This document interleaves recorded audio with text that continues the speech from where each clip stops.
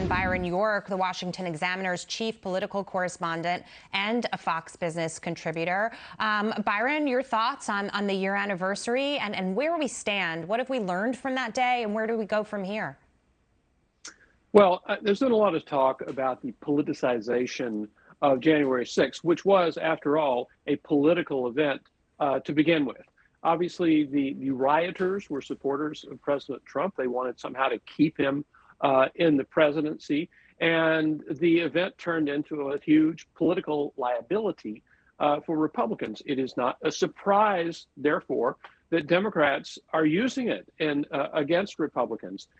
So today, the commemorations on Capitol Hill of January 6th was largely a Democratic affair. In the House, the only Republican on the floor was Representative Liz Cheney, who brought her father, the former Vice President Dick Cheney, who also served 10 years in the House back in the 1980s.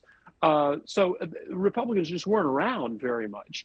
And clearly Republicans think that the January 6th committee, the investigation where all the members were appointed by Nancy Pelosi, is going to be used politically against them. So in addition to just remembering the terribleness of the day, the violence of the day, the ugliness of the day, presently, Republicans are quite worried about its political effects. Yeah, let me ask you a question, because throughout the course of the pandemic, we've seen a lot of violence across the country, a lot of different types of riots, nothing like this at the Capitol, which is very symbolic, and it is very different in some ways. Some of the other riots and violence we've seen was racially charged. Some of it had very deep-rooted political undertones, but it was, buried under some layers. I'm wondering if you think that what is it that has contributed to this explosion of violence that we've seen? Well, it's across the whole country. It's not only rioting like we saw in the summer of 2020, the Black Lives Matters riots. It's not only the Capitol riot that we saw on January 6th, 2021. It's the murder rate. It's crime rates. It's all sorts of aggression and violence across the United States. People seem to be going nuts in airplanes a lot. Clearly, the pandemic is the one consistent thing on all of these things.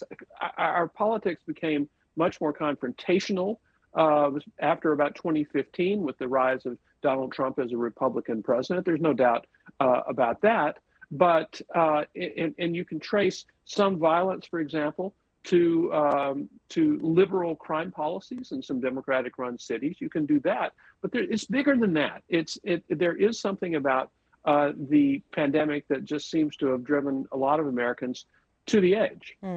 You bring up a great point, and I think it's something to certainly consider. The country's been under a lot of duress, and I think we were looking for a lot of hope going into the last year, and we didn't necessarily find the answers that we were seeking, and so that's been difficult. Byron York, thank you so much for your insight and your reflections. Thank you, Jackie.